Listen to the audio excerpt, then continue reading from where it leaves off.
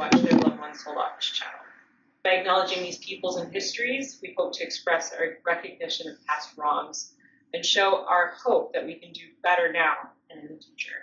Which is sort of what my talk is about a little bit. So be prepared for that. This is what you have to look forward to. I'm going to talk to you about who I am, where I come from, what I do. I'm going to talk to you about mass atrocity, because this qualifies, I believe. What we know about removal and what we don't know about removal. The archaeological challenge, which is very real, let me tell you. What we found and what I think should come next. Oh, but first, we've got a content warning. I have some direct quotes that you're welcome to read. I won't read them from you or for you from the screen because I feel like you guys all are capable of reading. You don't need me to do that for you. That being said, some of what I'm going to talk about, some of what you're going to read, it's graphic. This is not America's most pleasant of moments, but you know, still, if it's something that might be difficult to read, you might have problems, or might need to take a break, that's fine too, you can. I am an archaeologist. I am from Steelville, Missouri, which is not far from here, as most of you probably are aware. I have done a lot of things. Started off with this whole adventure by getting this history degree at Lindenwood University. I have a historical archaeology degree at Illinois State University in Normal, Illinois, and I'm working on a PhD in this with this topic at Binghamton University in upstate New York.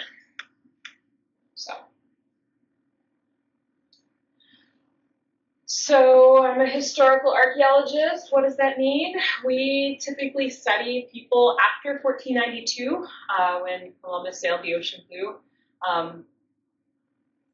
The world explodes in a lot of different directions at that time, and I think it's important because those explosions have reverberations that still echo to the present.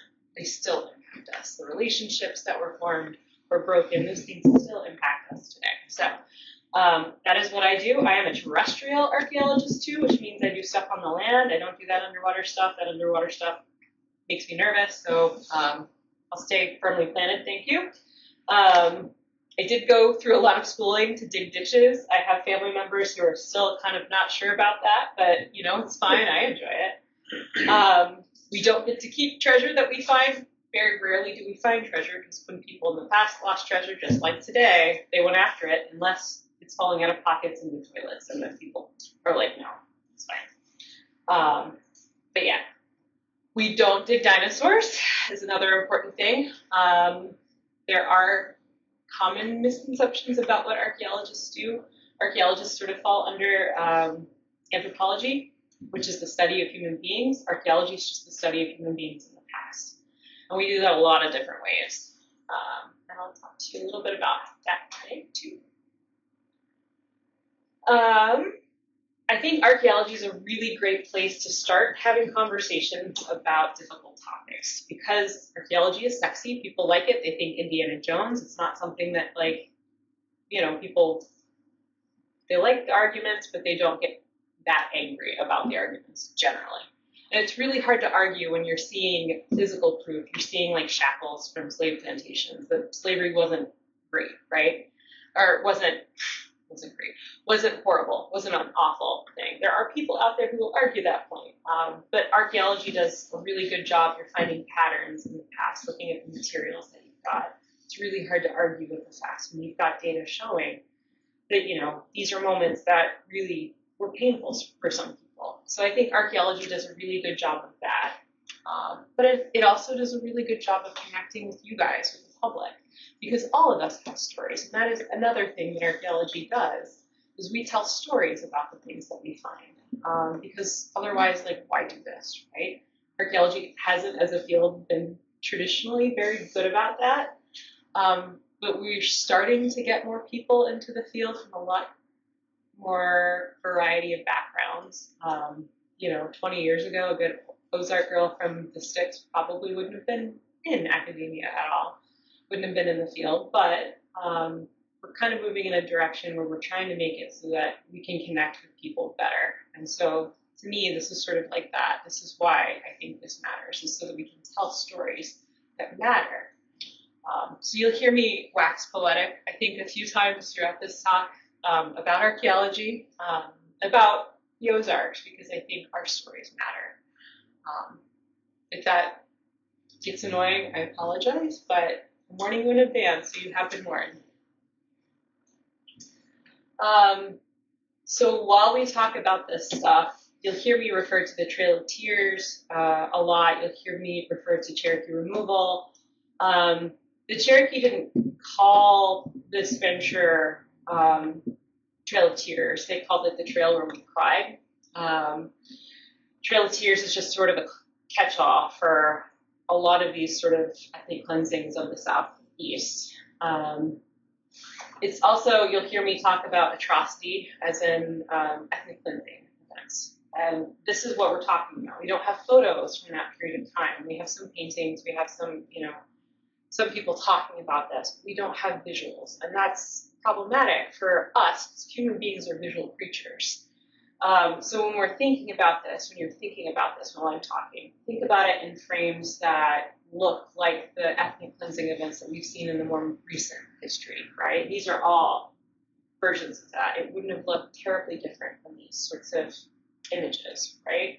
We've got people in lines being pressured out of their homes, out of their homelands, to other places, and sometimes you get makeshift camps that really aren't doing a great job of taking care of the people themselves. People are stressed. There are a lot of people dying in close quarters, and we'll talk about that a little bit more too. But this is sort of what we're talking about when we're talking about, this mass atrocity that is taking place in the southeastern United States in the 1830s. This is what this looks like. It's not pretty, but it shouldn't be. It shouldn't be something that we think lightly of. What is a mass atrocity? So this is sort of it's an internationally agreed upon sort of term that encapsulates 4 different things. It encapsulates genocide, which is the intentional destruction of groups of people. It is crimes against humanity, which is a set of acts committed as part of a widespread or systematic attack directed against civilians. War crimes also fall within the mass atrocity bubble, which are acts that are committed within an armed conflict against people who should be protected, civilians, civilian towns, objects used for humanitarian assistance, so you can't go out and willfully just destroy food, things like that, and buildings that don't serve military purposes. They're not supposed to be bombing things like libraries or hospitals or places where there might be people who need those resources.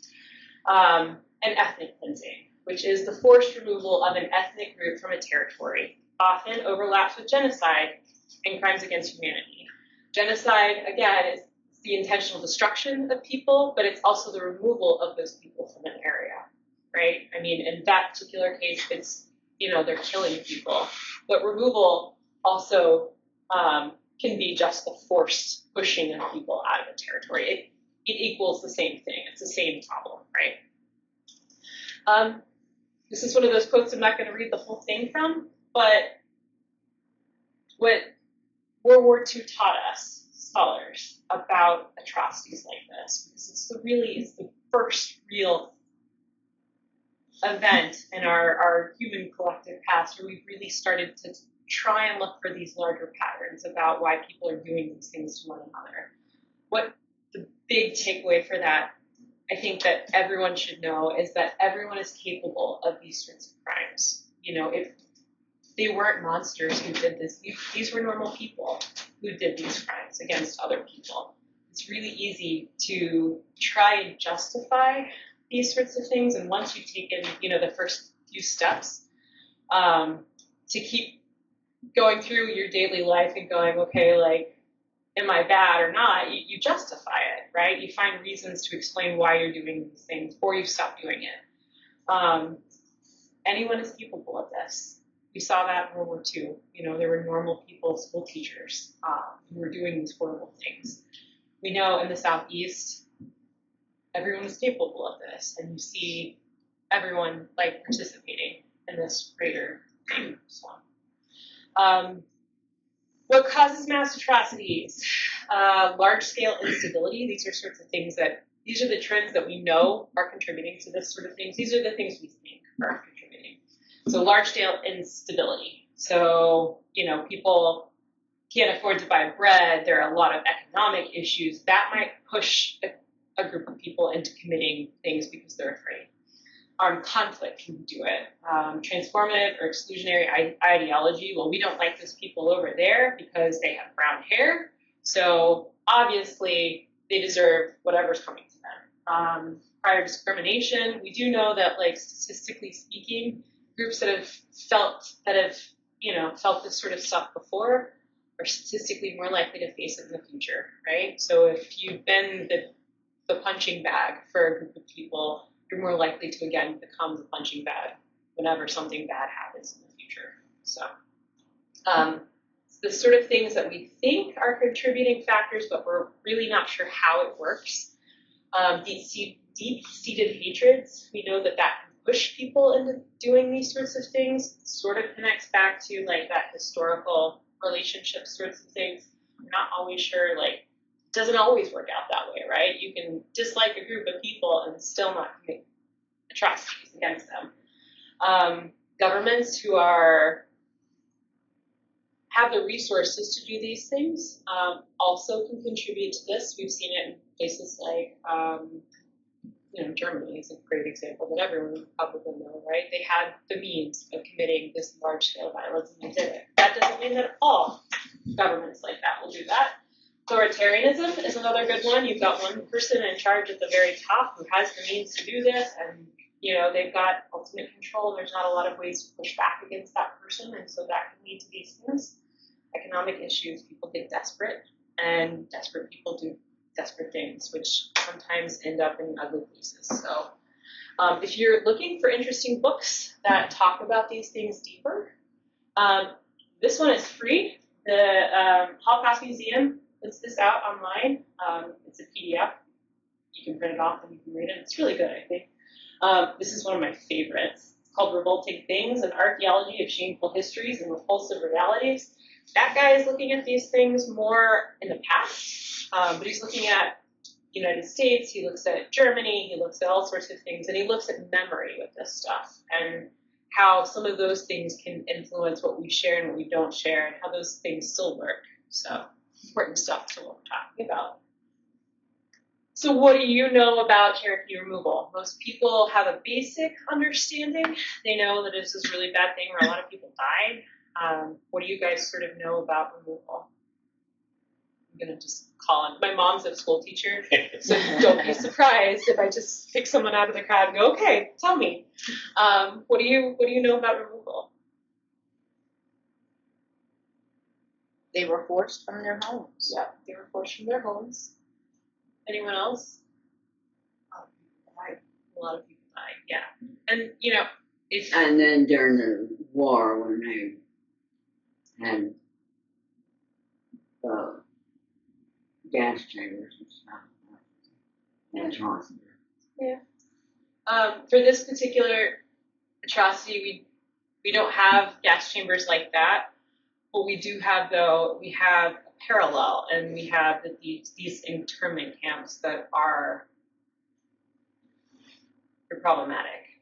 There are a lot of people who died because they are pushed into these places, and we'll talk about that. It's kind of excruciating when you start playing with this a little bit. You get into it and you start reading some of the first-hand accounts, and it eats you.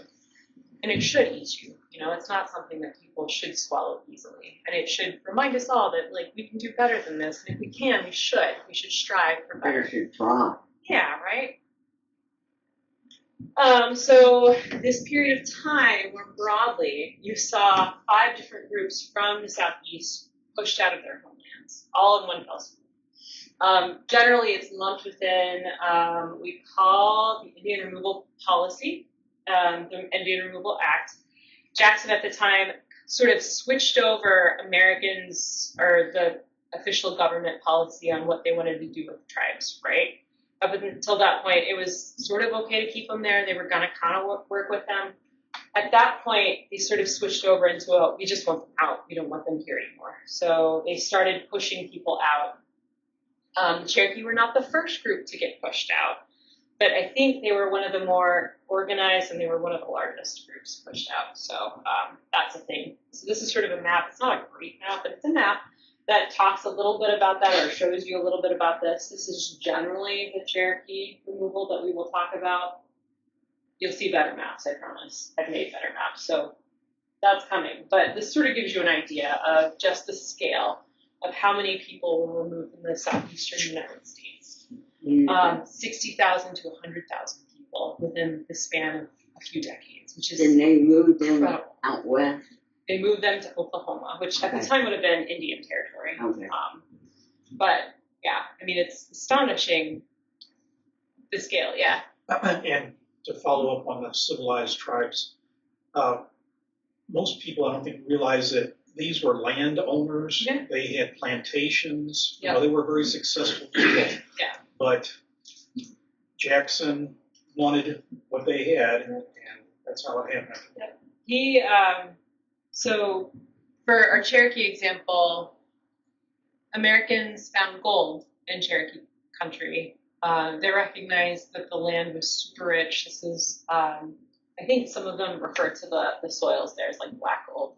It's so incredibly rich, which is why that area that the Cherokee were occupying, you see some of those grand plantations generations after this happened, right? 20 years after this happened. That's when you really see that explosion.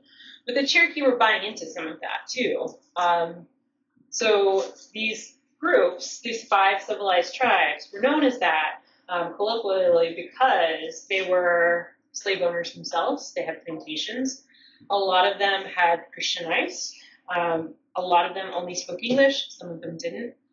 Some of them maintained their own language. Cherokee had not only created their own written word, but they had created their own newspaper, and they were politically active in all of the things that they were doing. They're very savvy at playing the game that, you know, these white folks were bringing in. What was the newspaper called? It's called the Cherokee Phoenix, and it still exists today. Oh. So if you're interested, we have, so the Cherokee, remember the removal ride that comes through every year? If you're not aware, they come through Steelville around June. June 6th. Yeah, June 6th this year.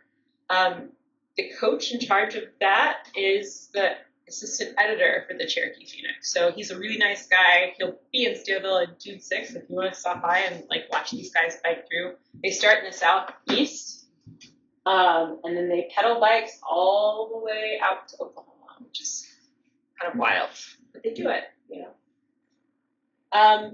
For our case, what you need to know is Treaty of New Echota came in 1835, 5 years after the Removal Act was passed. This is the Cherokee Treaty that then forced everyone out, and it was signed by a group of Cherokee civilians who had not been duly elected to leadership within Cherokee Nation. Cherokee Nation had set up a government that mirrored ours in a lot of ways. They had councils, they had checks and balances, they had a Supreme Court, they had a police force, they had all of the sorts of things that their American neighbors recognized and understood. Georgia and some of the other states around Georgia kind of was freaked out about this a little bit because it's harder to abuse people if they're organized. And so there are places and times, you know, a few years even before all of this starts to happen, where they're trying to disenfranchise them. They're trying to say you don't have any rights under the state or while living in the state of Georgia to represent yourself in court. You don't have rights to your own laws. You don't have rights to your own policies within your territories. And the Supreme Court smacked that down and said, no, that doesn't work. But the Supreme Court does that a few times within this period, and Jackson goes ahead and does things anyway, which is not great. It's a constitutional crisis. When that happens, you know, some of your checks are going away, and there again, you start moving towards that authoritarian place where people can be abused easier. So it's a problem.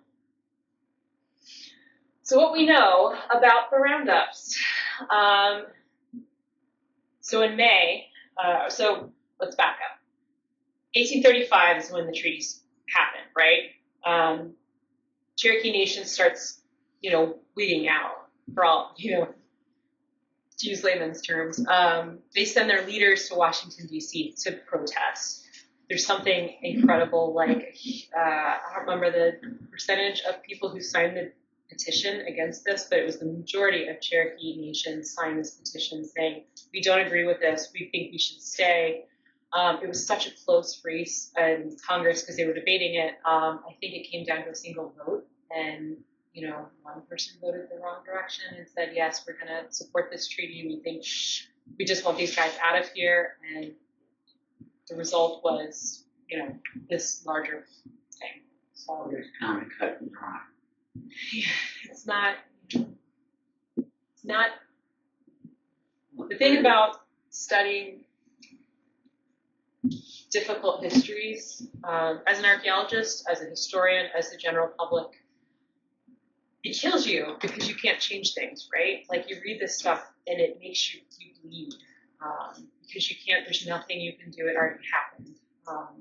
But to me, like, part of the activism part of what I do, what I see as quiet activism, using archaeology as that, but we all have places in our lives where we have the power to talk to people about this stuff, right?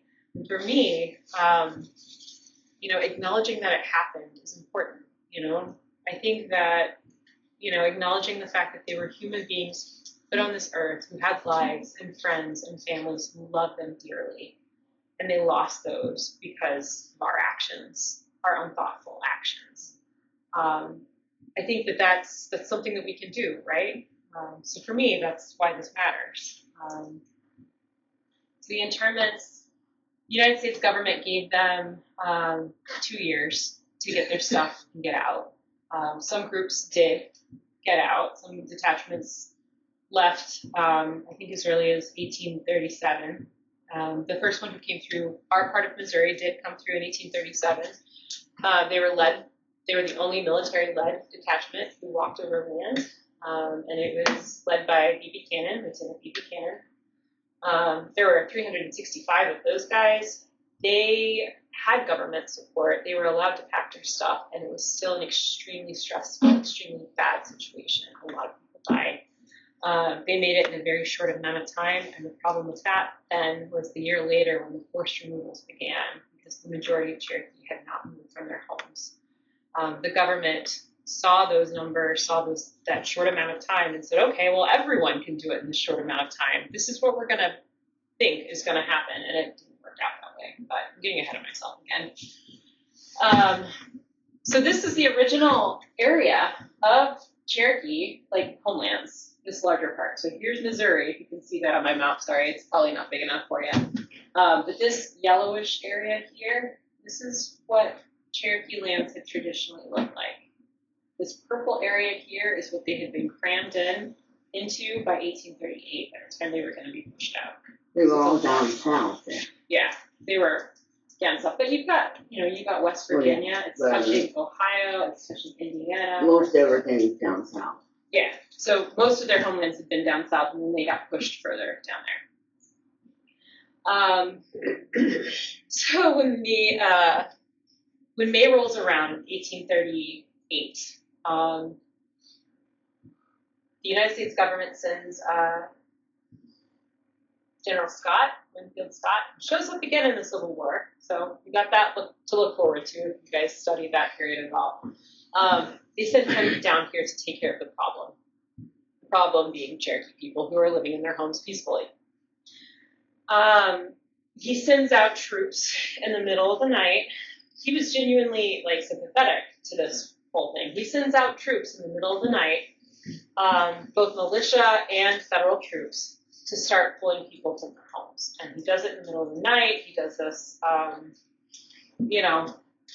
in inopportune moments, because he figures they're home. They're not going to be responding with violence because they're going to be asleep. They're going to be, not organized. So he starts sweeping people up, and he starts putting them in camps. There are a ton of these little camps scattered across this area. They're put into here first, and then they're funneled into some of these larger areas here before they're shipped out. They're collected in May with spring clothing on. And then summer comes. They're crammed into these really not well planned out places. They don't have houses over their heads. They don't have great supplies. They don't have great medical facilities or medicines or anything like that. People are dying in droves. And then a record-breaking drought hits, and it's hot. And it's so hot, there are accounts saying that horses tethered in the sun are dropping dead of heat stroke. It's that hot. Rivers are starting to dry up, and they realize they can't get the people out because they need to ford, or they need to ferry people across some of these major rivers like the Tennessee River to get them on their way west. That's a problem, right? So they beg for an extension. And Scott gives it to him, despite the fact that Georgia's not super happy about letting them stay longer. In the meantime, Ross goes to the Secretary of War, Whitsett, and says, okay, we agree, we'll leave. We see that you're going to force us out anyway. It would be better if you let us lead the charge. We have a better stake in keeping our people alive than your soldiers do. And the Secretary of War says, okay, yeah, we agree. So Ross goes back, hearing that his people had been rounded up into these camps, and gets there and realizes this is really bad. And so starts trying to organize. And this is an enormous feat, right? You've got to send over 10,000 people in a few months' time west. How do you do that? And they had to figure that out quick. So it's not an easy thing. Water is bad, shelter is bad. Some of the people are being rounded up at gunpoint. There are stories of soldiers slinging children, small children who are so small that they can't walk, slinging them in the back of the wagons and just letting these babies roll around in the back of the wagons no matter what happens. Most of the accounts that we have come from white people for all of this. Cherokee are so stressed. They're one of the most literate groups in the United States at this point. They're teaching their children English and Cherokee, but they don't have the means, they don't have the energy, they don't have any of that to write it out. So there are only a few accounts where we actually have that information in their own words, but it's excruciating the stuff we do see. What we do know is that they were able to divide their groups into parties of about 1,000 people each.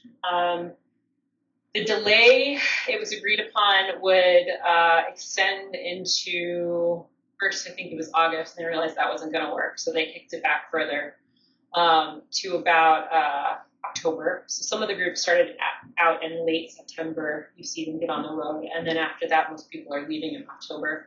Anyone who's ever played the game Oregon Trail, I don't know if any of you've played that game before, but October is not a great month to leave on a cross-country journey. They hit the mountains of Appalachia, and they start seeing snow. That's a problem. It gets cold enough that people, as they can, to the fire. Old people who are getting too close are burning up. Like, they're catching fire, and they're burning, and that happens more than once. We know that there are accidents. The more you push people, the more accidents you're going to have. Cherokee leaders of each detachment are going to get stuck into this position. They're forced into this position where they have to make a decision about, and it's a fine line they're walking. Do you force people so fast that people are dying of, exhaustion? They're dying of elements. They're dying of accidents that are preventable. Or do you go so slow that people are dying of exhaustion? They're dying of disease. They're dying of all these, the elements, because the longer you're out, the more you're exposed. It's not a pleasant place for those leaders who, are leaders in their communities, people looked up to. They're now pushed in this place where they have to, they know they're going to force people to die. It's not forcing, it's asking them to move at a rate that people will die, but it's not a pleasant place to be. These are the detachments that we know came through our part of Missouri. We are we're along the northern route of this trail. We know that at about every spot there are people dying at every encampment. We don't know where those encampments are, but we know that there are people dying at every encampment. And by the time they hit Missouri, things are getting really bad. We're about the halfway point of this trip. until that point, you're moving through mountain valleys, you're moving through parts of Kentucky, and it's hilly. You hit Missouri, and remember the removal riders call it hitting the wall. There are places here that are just excruciatingly difficult to move through that look like this. These are the Ozarks. Fun fact. There are, I think, 8 regions of the Ozarks. There are 7 of them that they went through on their way west. This is what I call the northern route. This is what everyone calls the northern route. There's one group that went south. That was, or this direction. That would have been Hildebrand's detachment. They had the largest detachment. They had almost 2,000 people. And then we had the Bench detachment that sort of clipped the side of the Ozarks and then went down to Arkansas and over. These are different representations from each of these districts. We've got the Mississippi River border region. We've got the St. Francis Basin and, hold on. St. Francis Mountain Basin region. We've got the Coataway Hills region, which is where we are right here, which they describe as some of the hilliest and worst country to cross over. We've got the Central Plateau, which is this yellow area here, the Osage Gascony Hills, which is almost as bad as our region. The White River Hills down here that they're clipping just a little bit right there, and then the Springfield Plain. So this is sort of what this looks like. And this is the direction that they would have gone in, right? So you're going to hit this first, and it's going to turn into that, it's going to turn into that, so that, and then that, where you're out of this. It's not great. We've got wagons that they're in. Some of them are in. No one really wants to be in a wagon when you're traveling this because there are no shocks on wagons. They're going to rattle your bones and it's going to be painful all the way across. So the only people who really want to be in the wagons are the oldest and the sickest. And what we know about removal through the entire removal is that the people who are dying by and large tend to be the oldest of population and the youngest. So people under 5, which really does a lot of damage to Cherokee culture because the oldest are the ones who are keepers of culture for communities, right? They're going to be the ones who pass these things down. And the youngest are the next generation who are going to absorb that stuff. And if those populations are kind of moving, you're not there anymore, you're really going to suffer. They're going to be holes in what you know about your people and the ways you're doing things. So this leads us to the big question of what do we know and what do we don't know about removal. The stuff that I told you seems like a lot of information, but really there are a lot of things we don't know about removal. We don't know how they're doing this. We know that they're separating into these groups. We don't know if everyone is huddled together. We don't know if they're spread out. We don't know if they've got slaves. Remember, we don't know if those people are with their masters by families, if they've got their own areas that they're staying in. We don't know if they've got sanitation ditches. We don't know if they're doing hospitals. We don't know if they've got like a mess tip that everyone's going to and then breaking food away. We know that they have wagon masters who are distributing supplies, but there's just a lot we don't know. We don't know how they're treating the sickness. We know when they hit our part of Missouri, they're suffering really badly from things like dysentery, which if you aren't aware of that, what that is, it's chronic diarrhea that can dehydrate you so badly that you die. We know that we've got plenty of water here for them, but if you're continuing to drink contaminated water, they got stuck on the Mississippi side for a while on the sort of the flat areas because Mississippi was crowded with ice and they couldn't get boats across. So they were stuck there for a few weeks, which then meant that they were drinking water that was stagnant in some of these low areas and were getting really horribly sick. So the problem, there's a lot of blanks in the board that we're not real sure what to do with. But, we know that these sites, these places that they're camping, dot this landscape all the way across. It has to, and they're only going 8 to 15 miles a day.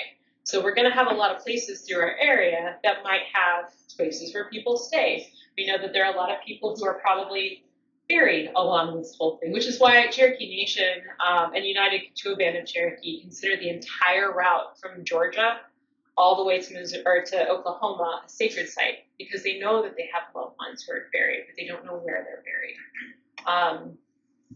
I haven't met a lot of people who have problems with the work that I've been doing. I have encountered a few, and one of the complaints that they had was, well, if those Indians cared about those places, then they would have come back and put monuments on those places. And, you know, they really cared about their loved ones. They would have given them stones, but they were not allowed to come back through these areas that they traveled through. And they're going so fast that most of it's probably a blur. You know, they're sick, they're tired. The landscape's going to change so frequently as you're going through, and some of that stuff is just not going to stick in your head. It's just a bad time that everyone is going to face. And so, what I think archaeology has to offer to this problem is we can look for these places and we can try and find ways, methods to locate these things, right? And prevent them from maybe having someone drop a cell tower in the middle of one of these places. So I have 2 sites that I decided I was going to test this on. I was told before I started this that this couldn't be done, that these people were only here for a few days at a time. The sites would be so ephemeral that they wouldn't exist still. But that good old-fashioned Ozark stubbornness has run true and sort of got to that place where I was like, well, watch me, I'm going to try it. So we tried it, and we found 2 places in Crawford County, some of you might recognize that county, that we were going to test it on. And I will give you the tour.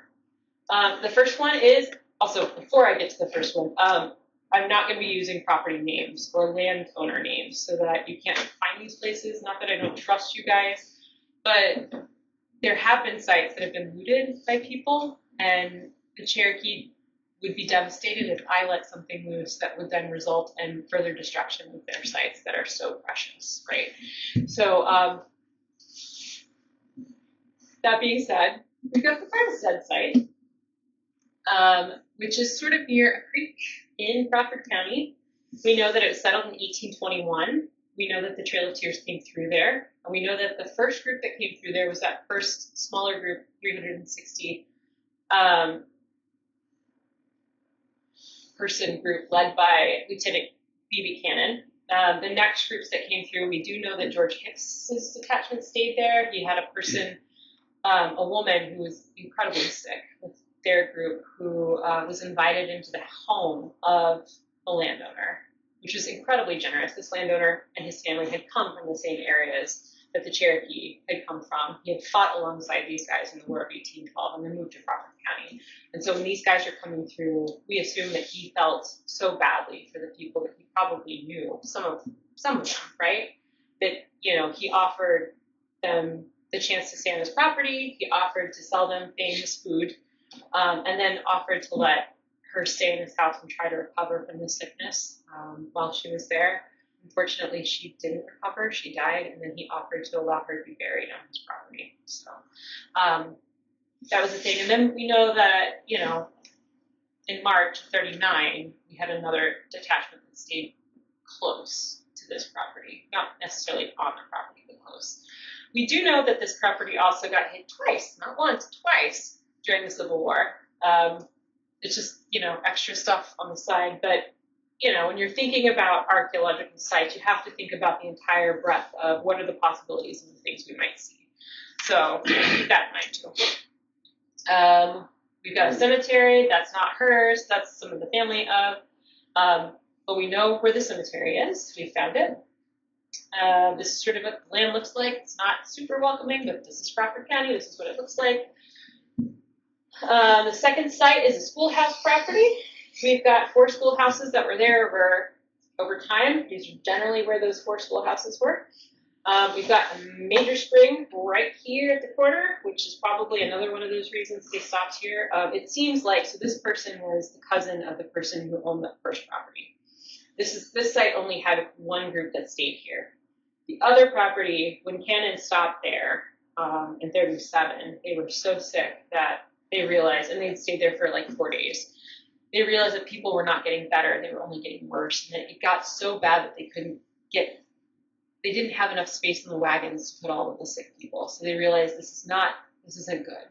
So they, I guess the landowner from down below must have talked to his cousin to the north and decided, we've got a schoolhouse up there. They might be able to use this as a makeshift hospital, and we assume that that's why they sent them that direction. One of the doctors for the detachment talks about it as if they're putting the sickest probably in the schoolhouse. And I assume that the rest of them are probably huddling as close to that schoolhouse as they can. Our valleys, sometimes those winds will whip up and down. So having at least the schoolhouse at your back would give you at least one wind block. And then close to the bluffs too might give you a little more. We know that 4 people died at this site. And for this one, we don't know where they are. We don't know if they're buried here. We don't know if they're buried on a nearby property. We know that they went across the creek to a different property and bought coffins. So they may be buried on that person's property. They have a cemetery there already. We don't know. So that's part of the tricky part.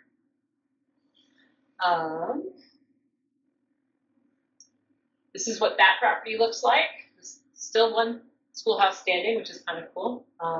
Would have been the area that we think the original schoolhouse would have been in. It's kind of flattish. It's enough off of the floodplain that your feet are going to stay dry, but that area kind of has seeps that come up naturally, and so not the most comfortable place, but it's better than nothing, right? When we did our work, we decided we were going to do this in 3 different ways. We were going to start with our air-based stuff and the stuff that wouldn't do any damage to the ground. Cherokee Nation and United Kituwa Band of Cherokee. Both groups were a little nervous about us poking holes in sites that mattered so dearly to them. They didn't know me, they didn't know our property or like our community, they didn't know any of that stuff, and so they were cautiously optimistic. And so we agreed to start with stuff that wouldn't do damage to anything. So we started with multispectral imagery, which is drone stuff. This is sort of this is LiDAR. So LiDAR is sort of, it's a drone that will send lasers across the landscape, pull all of the vegetation off, and then you can see the ground surface, which is kind of really cool. We did magnetometry, we did a bunch of things that way. We also, other stuff that wouldn't impact the site super much, we did ground penetrating radar, which if you've ever played the game Battleship, this is sort of what this looks like. You get like vague shapes in the dirt, which, fun fact, like probably unsurprisingly, isn't super helpful in the Ozarks because we've got rock. And so you're going to see a lot of shapes, and we did see a lot of shapes. One of them was super helpful. So that particular tool wasn't great. We also looked at magnetic susceptibility, which is sort of this weird frame that you stick on your shoulders and you walk really slowly back and forth, which will send sensors into the ground, and it will sort of give you some magnetic fields. It traces them out, and you can see sorts of things. And I'll show you pictures of what that looks like in a minute. And then we use metal detectors. We got to this phase and we had planned on doing shovel tests just to test a ground truth to make sure that the stuff we were finding when we did all these other sorts of methods, that it was in fact stuff from the right period of time. We got to that point and Cherokee Nation still said, look, we're really not sure about this. And so we're like, you know what, it's fair, completely fair. We understand, we're going to try and work with you on this. And so instead of doing that, we had to get creative. Hasn't been many people who've done this before, so we did density mapping instead of the metal detectors. And that, I'll show you in a minute too. But one of the biggest things that we asked when we were doing this, some of what I think is important when you're doing work like this, especially because this is such a sensitive thing, is you've got to think about it in terms of these are people, and people need certain things. They need water, they need shelter. People tend to be lazy. All of us have these tendencies, like why work harder than you have to? If you're extremely tired, you're extremely sick, you're not going to want to climb another hill before you camp. No one likes camping on the sides of hills, right? So the next question that we asked where would I want to camp? And so, that sort of helped us narrow down possibilities too. So this happened right before the pandemic broke out. And I've learned many lessons on Murphy's Law throughout this process. I learned that you have to be creative and you've got to be thorough and you've got to think through things. You've got to be sensitive to the fact that there are other feelings about this that, they have more of a right to contribute their feelings to this process than I might, right? And so you've got to think through what are the implications, how might this affect these people, and then you've got to make sure that you have communication with these guys because, again, like, part of the problem with Cherokee removal is that people were not consulted on this. We didn't take their words seriously. We didn't give them the honor of being at the table to have the conversations that needed to be had. And so I wanted to make sure that we did better than that. And so, throughout this whole process, I've made sure that we are trying to communicate with our tribal partners. We did have United Katua Cherokee come out to help us on the project. They did some of the work with us, it was an honor. We had an elder who came out, we had a bunch of younger folks who came out, and this tribal historic preservation officer came out and helped us, which was a little scary, honestly, but it was a remarkable opportunity to work with people. We also had a ton of things that went wrong. We had the pandemic, which shut us down 2 weeks before we were supposed to go out. Lockdown was lovely on that. We had nesting bald eagles, and fun fact, bald eagles will attack drones at the wrong time of year if you go out there with drones, so don't do that. Working with the Forest Service was great fun on that front.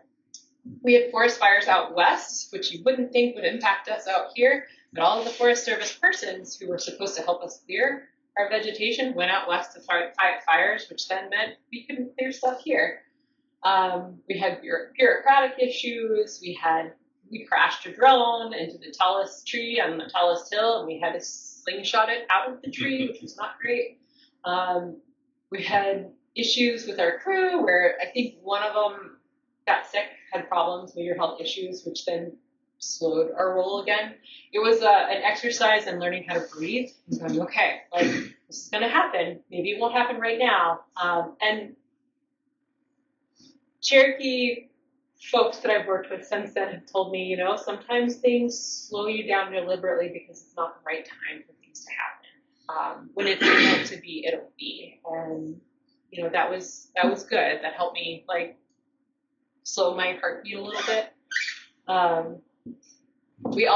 I was really blessed in being able to work with family members on this and my community members. A lot of people, when I went to like Binghamton and places like that out west or out east on the coast, I think that like archaeology and history on the coasts are the things that matter. That's the cool stuff, right? Everything in the interior just isn't important, which I've always had a problem with. But like being able to work with locals and doing this stuff, like we know it matters. We've known this whole time that our history matters. And so it was a great opportunity for me. It touched me deeply to be able to work with people from here, which was great. Life lesson. What do you do when plans change? You've got to learn how to be flexible. And so that was sort of what that looked like.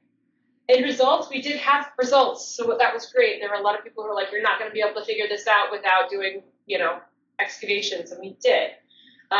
We are in farm fields for both sites. This is what I said density mapping, right? So instead of digging things, we put flags, different colored flags out for every piece of metal we found. And then we GPS'd it. I'm still working on processing it, which is why some of my colors look a little wonky. That should not be blue all the way across that. Something is off with that. I'm working on it.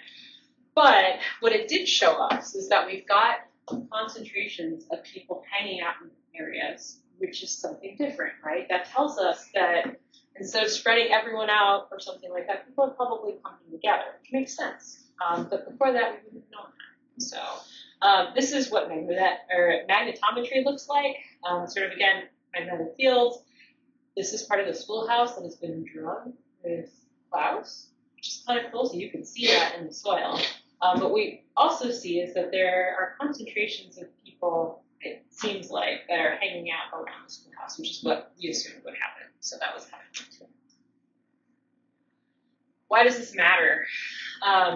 You've heard me wax poetic about this. Like, I think this matters because I think there are human lives that were lost and they deserve better than that. But beyond that, the state of Missouri, the same year that Cherokee people are being pushed through here, came up with a law that said it was illegal to be a Native person and live inside the state of Missouri. It said that they could not do business here, they could not come back through here.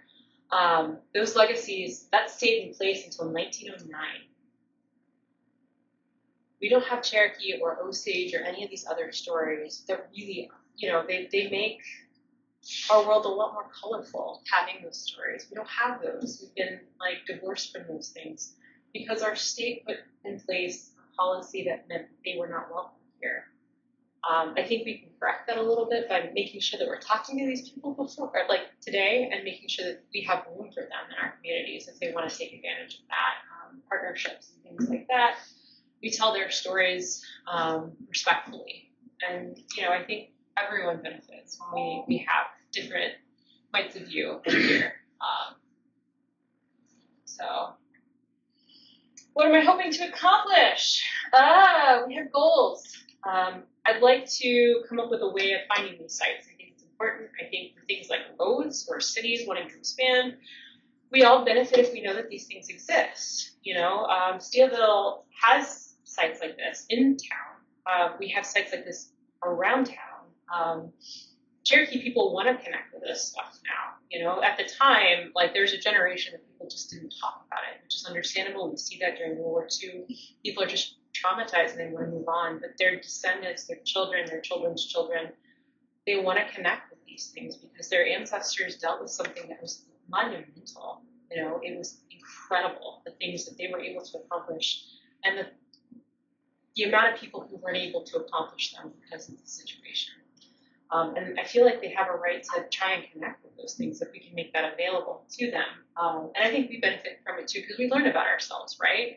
We learn that our community, we have people in our community who offered their homes to incredibly sick people, putting themselves at risk to allow them to have a moment to try and recover. I mean, that's a generosity of spirit that we don't think about a lot, right? But that's home, that's us. And I think that these are stories that help us connect with these people in ways because, they got kicked to the Ozarks too, just like our families, they're Ozarkers. In some ways, we have more connections with those people than we do with people in the East Coast, right? So we have this shared thing that is us. Outsiders might not understand us, and they have their own unique flavors of culture within their communities. But, broadly, we can agree that they're human beings, and we all get to be hard-headed together, which is cool. This is what so Steelville's we're working with the Cherokee artist to try and put together a monument. And sorry, part of it got cut off, so I apologize for that, but it's going to be beautiful, I think. It's a phoenix rising. On the front side, we have, let me see if I can,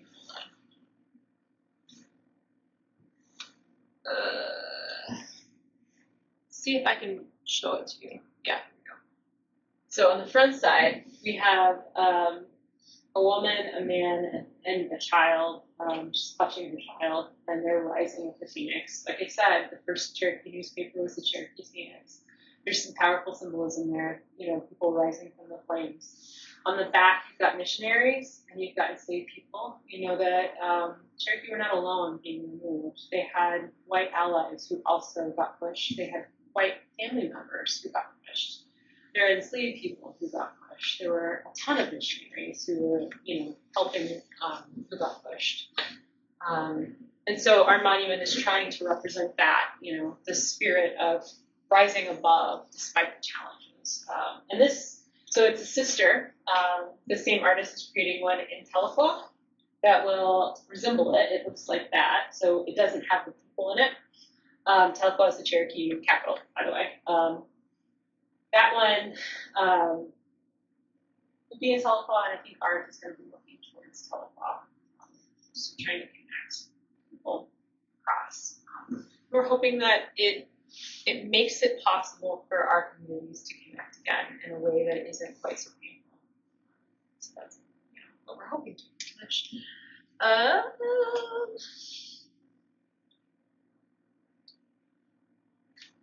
Okay, I gotta thank our Cherokee partners, Forest Service, and all of the people that I worked with, including 2 universities, Missouri Humanities, and then volunteers like Bobby and my mom, which is great. Thank you guys. Thank you guys for coming and listening to me talk about this stuff. Because again, like, I can tell these stories till I'm blue in the face, but if there's no one to listen and share these things past me, then it goes nowhere. And you guys matter in that. You're part of this. So thank you. Ask me questions if you've got them. I'm willing to answer what I can. Erin, have you given this presentation before? Mostly. So I've changed some things around a little bit, added a few things, but yeah. Yeah.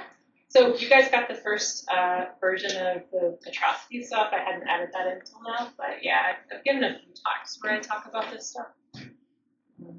Did you work with some Cherokees? Because I know you can't dig in their graves. So how did you get in there to find out any of this stuff? Since it's sacred to them. Yeah. The Forest Service owned one of the sites. It was on Forest Service property, and it was outside of Steelville. The other one was private landowner who had the land that he offered us the opportunity to do our testing on his property. So there again, like making sure that we're communicating as much as we can with as many people as we can who have a piece of the pie is important. There's a lot of this where, like, I didn't have any adult supervision with any of this, just forewarning you. There's a lot of, I don't know what I'm doing, and I'm really sorry, but, like, you have really cool toys, and I can't pay you to come out and help me with this, but we've got a really cool project, and there are really cool stories with this, and we'd really love to have you. And that, surprisingly, does a lot for getting people to come out and give us time and energy, which is cool. Yeah. I don't know if that helps answer your question. Do you know where the monument is going to be in town? Yeah, I do. So we're talking about the park. So fun fact, or not so fun fact, it wouldn't have been fun at the time for our Cherokee folks, but we know that it's likely that one of the encampments that we knew came through Steelville would have been near the big city park. It wouldn't have been right where, I don't think that the encampment would have been where we're hoping to put it. I think that it's in a different spot, which is good because Cherokee are going to ask, have you checked to make sure you're not going to put your stuff in the middle of our ancestors or something, which is reasonable. So we're hoping to put it up towards the road. There's a higher bit of land there that I think MoDOT, like, they scraped to build the road. It's high enough that it didn't flood super much during the big flood. We'd like to put that there, and then we're kicking around the idea of working. So Cherokee Nation has the largest indigenous seed bank in the world, which is really cool. We're talking about the idea of having them work with some of our, like, herbal folks and trying to create herbal sorts of things or native flowers and things like that. So, you know, people who might not be interested in the history could still come through and see some really interesting things that would, you know, trip their triggers and get them to come through and stuff. We're also kicking around the idea of, like, putting things like river cane, which, like, we've all but eradicated from our part of the world, back in the banks there. So it might stabilize it. So it might do more to help, but also Cherokee people, you know, if they're coming through, because fun fact, Cherokee Nation it's the largest nation in the United States. They had over 400,000 people. Most are not living in Oklahoma. Most of them are spread out across the world. So if we offer them a place to, you know, use some of these plants in ways that might be helpful for them, it might connect them with their ancestors in unique ways, give them opportunities. It might help bring them through our town, which would be good for us, I think. And it might, you know, might just be really cool. We kind of end up with a little garden of all this. Yeah. Right? And we're like, if you want to come and help us figure this stuff out, like, join us. We'd love, yeah, all of you. If you guys want to come to our meetings, you know, we're trying to creatively solve, like, problem points where people are like, well, what about this? You hadn't thought about that, had you? And we're like, well, what if we did this instead to offset that problem or something like that? So I think one of the other questions someone had was, what about the cross-country kids? They like to run through there. Cherokee people were known as great runners. So what if we put in, dirt paths so that you run right through it? You still kind of incorporate that heritage sort of thing. You can still do your stuff, and then we have this other stuff too. We can creatively problem solve, and with it, there are ways to make that work. We just have to make sure that we talk, and work things out together. Are there any accounts of any of these Cherokees or any of the other tribes that decided to run away from the trail? Yeah. And yeah. were there any that survived it, or? Yeah. Okay. So I talk a little, or I skipped over it actually. I should have done better. I'm sorry.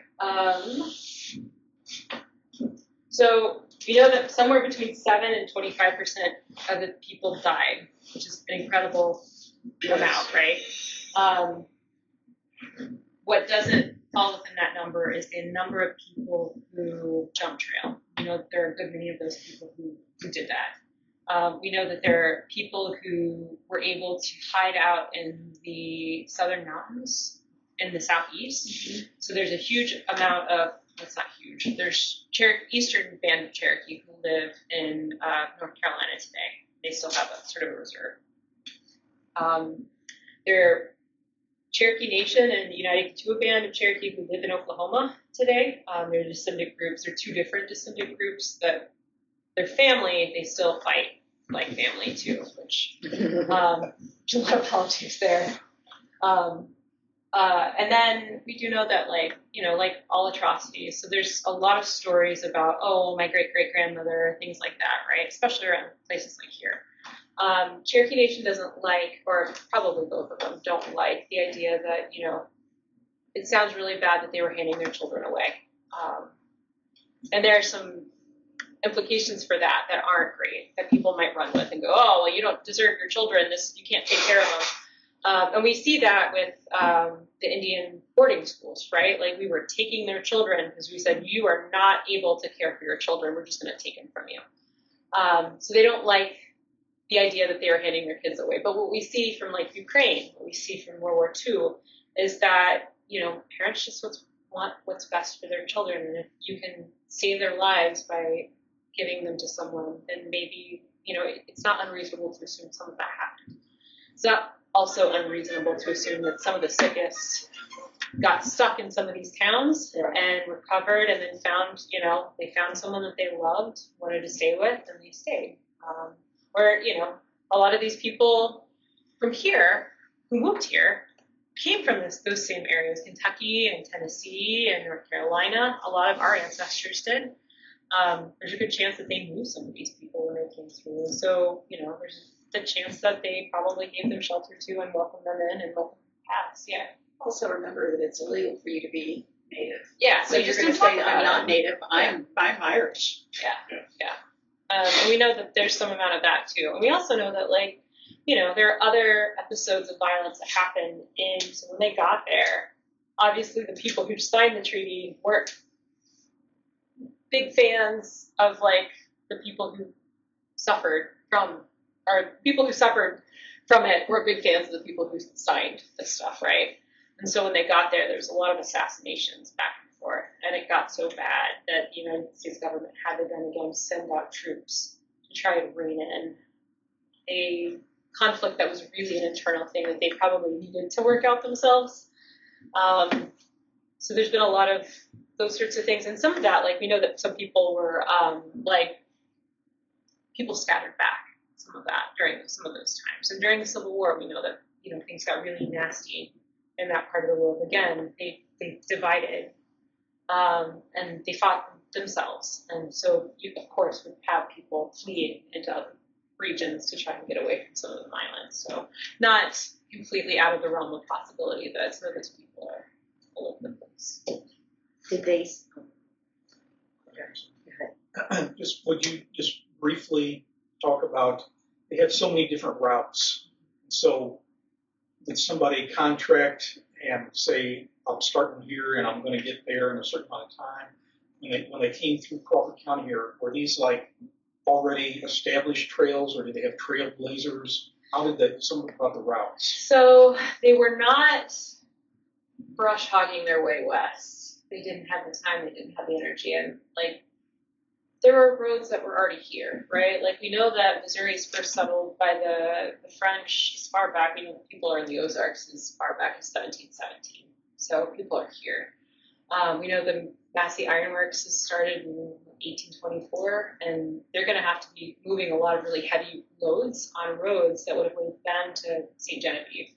So we do have maps we have a map from 1837, or early 1838. It was a month or two after Cannon's group came through, that marks campsites alongside these pre-existing roads. So we've got that.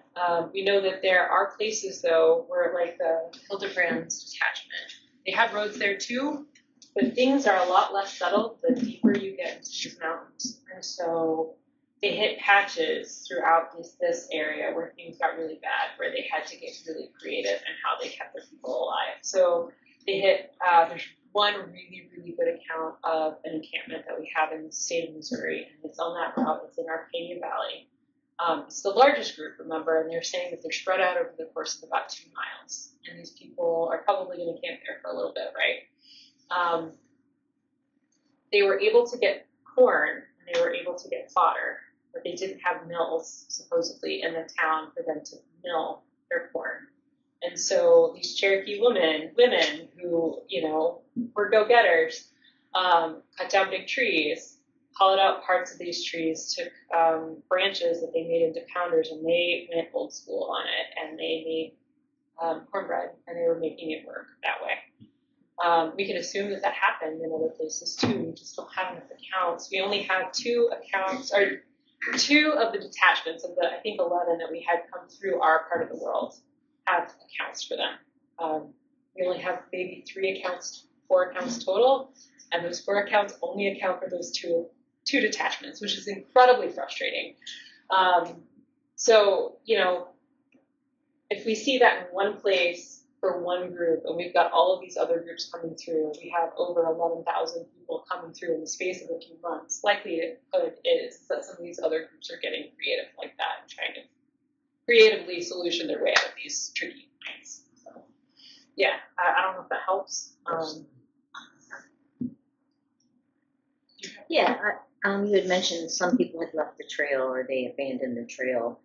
Did the Army or anybody send out bounty hunters after them, or were they? So we don't have records of that. It was more of, I think they were sort of more likely to have been depending on local populations, communities to police sort of that problem. And there were, so in the 19th century, before like the Bureau of Indian Affairs really becomes a thing, before that, Native populations were governed or were in charge. The War Department was in charge of them. And so they had stations where they had Indian agents who were there to either make sure that those Native populations they were in charge of had food and supplies and things like that, because they had suppliers that they were paying to give these people food and stuff. Which, by the way, when they got to Cherokee, like to Indian territory, they were given rancid meat and corn that wasn't, so like they weren't set up. They also didn't have houses, and they were getting there in February, and it's still cold, and so like they were dying in the camps ahead of time. They were dying on the trail, and then they died in Oklahoma too because of this whole thing. But yeah, I don't know if that helps. Yeah. Any other questions? It's not, you don't walk away from this happy, right? Like, you shouldn't walk away from this happy. And I'm sorry to, like, rain cloud on your day, but, like, it's something that we should know about, right? Right. It's important for us to know and understand this, because as the saying goes, those who fail to understand history are doomed to repeat it. Yeah. And, it's easy, especially for those of us that have lived here our majority of our lives, to know that this is a real thing that happened, well before any of us were here, but it's still part of our community, part of the legacy of what makes Crawford County Crawford County. Yeah, I mean, so our town was formed in 1835, right? These people came through in 1837, 1838, 1839, and there are thousands of them. If we only had 300 or 400 people here, imagine that. These detachments are each 1,000 people. And so it's an enormous boon for our community. they're getting a lot of money in trade alone that is probably boosting our local economy. And that doesn't necessarily make our people bad, but like we did benefit from this. And so thinking through, okay, like, what are the ways that we can give back, I think is an important thing. And that's like, I've been really worried this whole time. It's one of those things that I overthink about a lot. I'm getting a PhD on this topic, which means I'm benefiting from the pain of their ancestors. So how do I make space to give back, not just take, but make sure I give as well? And part of my like working through that problem is as well, this gives them a space that they know of, because so many of these places they don't have records of. It gives them ways that they can find this, and they can pass that on to the various states who might be trying to put roads in places, and it helps them that way. And it gives them a chance to maybe come face to face with this in ways, and in very personal, I'm in the spot ways that they can then try and understand and then move through this. Because generational trauma is a thing, and you can't move on from a problem that you don't admit that you have. So have a foundation first. You have to have a foundation. You do. You have to have a place where you can connect with these things and help with this. What Indian tribes were in Crawford County before all of this happened? Because we've heard people who have dug for arrowheads, so we know they were here. Yeah. But what was the tribe? So Osage Nation likes to say that they were the big heavy hitters, and they probably were for a good many years. We know that there have been people here for at least 12,000 years. Forever. So, probably way longer before they were even fully encapsulated as the Osage. We also know that there are other historic tribes that were living here by the time white folks got here, but there are also tribes that got other tribes besides the Cherokee who got pushed through. We had Shawnee living in our county, and Delaware living in our county, and they'd come from Ohio and Delaware. They've been pushed through too, and so we've got a lot of answers to that. One thing that I taught, which I hope is right, was when we had our, that's too much information. Anyway, like Highway 8 used to be a game trail, and then it was a footpath, and then it became a road. Yeah. And the same thing with 66 and 44. Yeah. It started out as a game trail, and then so the kids always thought that was really interesting. Yeah. I mean, So I got it right. Good. You did. Yeah, you did. Yeah. Work smart, not hard, right? And if there are roads that are already here, you might as well take advantage of them. I mean, we certainly made a lot of our own too, but just Native people aren't dumb. They've never been dumb. Right. So they put roads where roads needed to be. It was helpful. You could also share about the walk into So if you want to feel this a little more, there's a really good opportunity that every time I do it, I learn something new. So there's a portion of the trail that is still relatively untouched. If you want to walk it with us, we do it as close to the time that the Cherokee came through, the first group, Cannon's group came through as we possibly can. It's usually the first Saturday in December. It's going to be cold. I can't promise it's not going to be shitty weather. Sorry about the I can't. Shady. Yeah, shady weather. I can't promise it won't be snowing. I can't promise it won't be wet. I can't promise that it's going to be easy, but it's 5 miles of the trail. And, there were more than a few people who were each of our age who went out, who had little preparation. They were scooped out of their homes with, they weren't Olympic stars here. They didn't have lots of training in it. You really want to feel what this is like. 5 miles is nothing, right? It's along Long Springs. We drop people off at the end of Long Springs, and then we walk into the city park from there. We do have a wagon with us, so if you get to a point where you're just like, I can't, this is just too much, we have a truck that will be pulling a long bed that you can sit on, so it's a hayride. And then at the end, like last year was the first year we did it, but it was really, I liked it. I hope we do it again this year. We had sort of a potluck. Everyone brought their own soups. And then we had some native ladies who came out from St. Louis who brought fry bread and soups. Really good together. So come out. It's fun. We enjoy it. Even if you don't, you can come out and hang out at the park and like celebrate that none of us died when we did it. So. Or if you like to ride bicycles, we Yeah. also had 15-mile, Mhm. I think, or no, it was 30 mile Yeah. for the bike. And we also had a trail ride for the Yeah, horses. We tried to get wagons, we couldn't come up with any. The first year we had a couple wagons. Yeah. didn't we? Yeah. And, but with the horse-drawn wagon and stuff, it's a little longer because you're riding in something. And of course, you get the guys with the bicycles that 30 miles to them was like going across the street to me. And it's everybody, it is an experience. And Steve and I both actually grew up right within a half a mile from Long Springs Road. And we put many a mile on a motorcycle, dirt bike up and down that, all in that area. And the legends and the tales from our grandfather and from other people.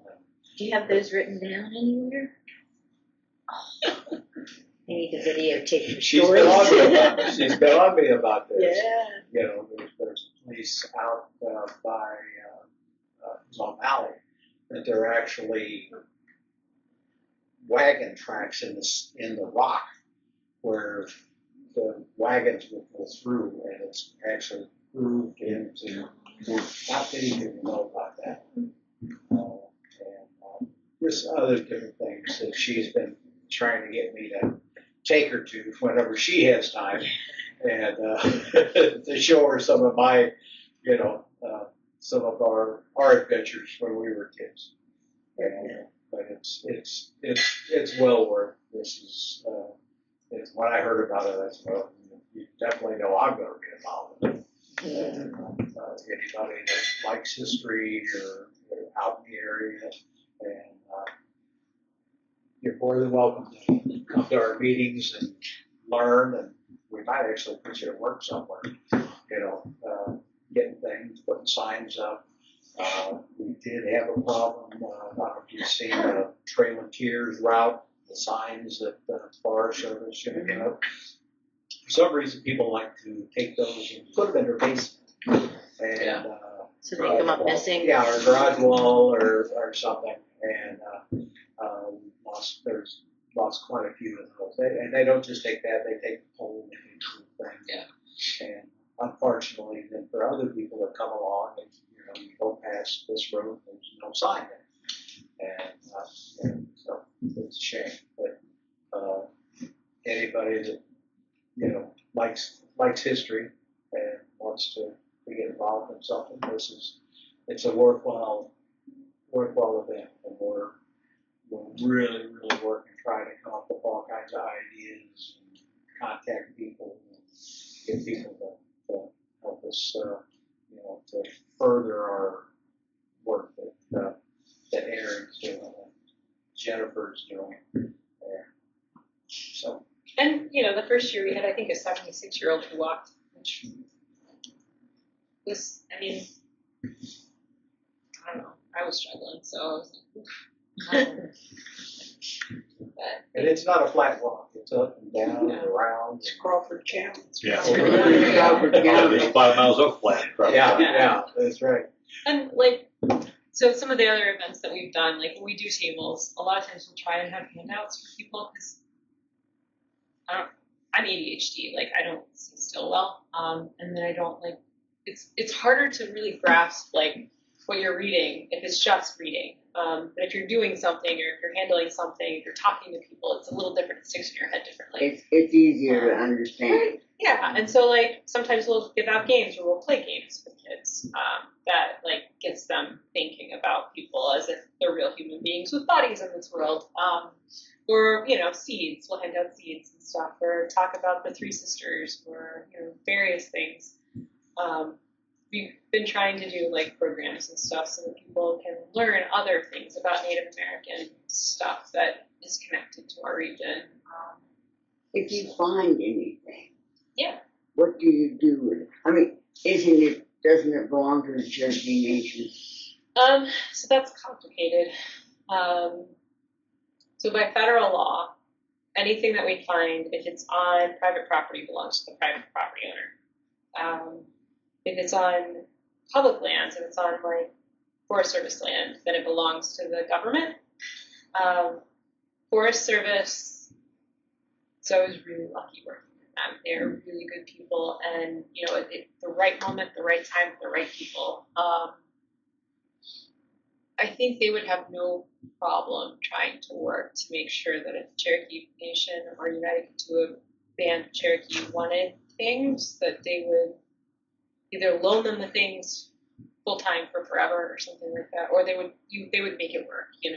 They're trying to be as sensitive too, because they're good guys and they know this was a really jacked up thing that the government did to these people.